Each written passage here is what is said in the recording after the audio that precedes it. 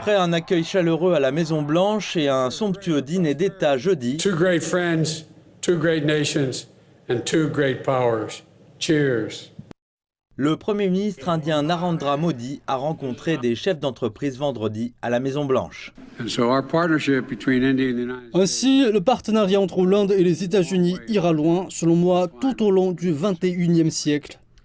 Et notre coopération en matière de technologie définira une grande part de notre partenariat. Les États-Unis profitent de ce voyage pour se rapprocher de l'Inde sur les plans militaires et économiques. Narendra Modi a profité de son voyage pour mettre en avant les investissements en Inde. Les deux pays ont profité de la visite du Premier ministre pour annoncer un assouplissement des restrictions en matière de visa pour les Indiens qualifiés cherchant un emploi aux États-Unis et la résolution de 6 différends commerciaux de longue date, en levant les droits de douane sur l'acier, l'aluminium, les pois chiches et d'autres marchandises.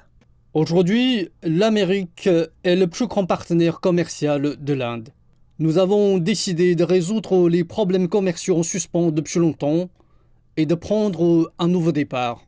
Avant de s'entretenir avec Joe Biden, M. Modi a rencontré le PDG de SpaceX, Tesla et Twitter, Elon Musk, à New York. Il nous pousse à faire des investissements importants en Inde, ce que nous avons l'intention de faire, et nous essayons juste de trouver le bon moment. Le Premier ministre indien a rencontré d'autres PDG d'entreprises technologiques à Washington. Nous annoncerons bientôt la création d'un nouveau centre d'innovation en Inde. Avec Applied Materials, nous amènerons également des partenaires mondiaux dans ce nouveau centre d'innovation. Des accords ont été annoncés pendant le voyage de Narendra Modi pour produire des moteurs d'avions de chasse de General Electric en Inde et permettre à l'Inde d'acheter des drones armés fabriqués aux États-Unis, des technologies qui ne sont généralement pas partagées avec des non-alliés. Ces accords, portant sur plusieurs milliards de dollars, visent à réduire la dépendance de l'Inde vis-à-vis des armes russes.